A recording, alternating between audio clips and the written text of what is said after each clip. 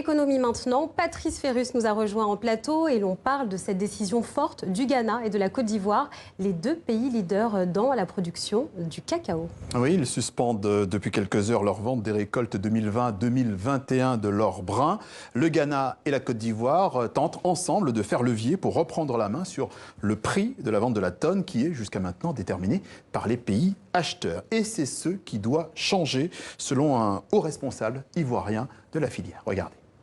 Face aux enjeux environnementaux et sociaux, notre responsabilité est aussi d'adresser la problématique du maintien de l'intérêt des producteurs pour la culture du cacao.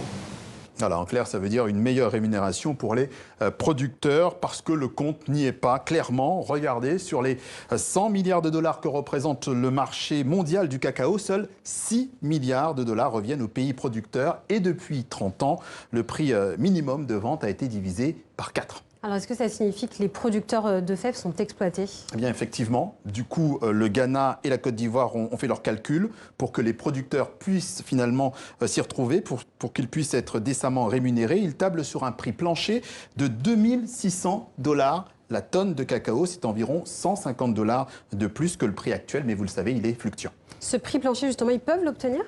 On verra bien. Le Ghana et la Côte d'Ivoire se sont en tout cas donné les moyens. Une fenêtre de négociation. Les deux pays se sont déjà donné rendez-vous au 3 juillet pour affiner les modalités de ce prix minimum. Alors, comment réagit-on au siège de l'Organisation internationale du cacao qui est située à Abidjan? Eh bien, on estime que c'est possible, mais que ce ne sera pas simple. Écoutez. Les négociants n'aiment jamais convenir d'un prix plus cher, même si je pense qu'il y a vraiment un consensus à l'intérieur de la communauté du cacao. Il y a un consensus qu'il faut faire quelque chose pour améliorer le prix payé aux producteurs. Cela dit, il y a beaucoup de conditions et de mesures d'accompagnement qui doivent être prises en même temps que l'augmentation du prix plancher fixé en dollars à l'exportation. Il faut voir comment cette augmentation va se répercuter favorablement sur les prix payés aux fermiers, aux producteurs, aux cacaoculteurs.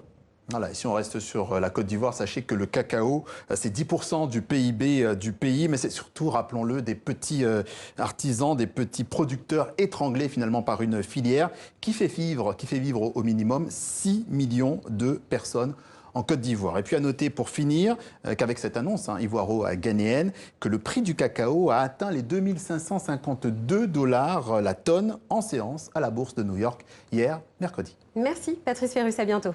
À bientôt.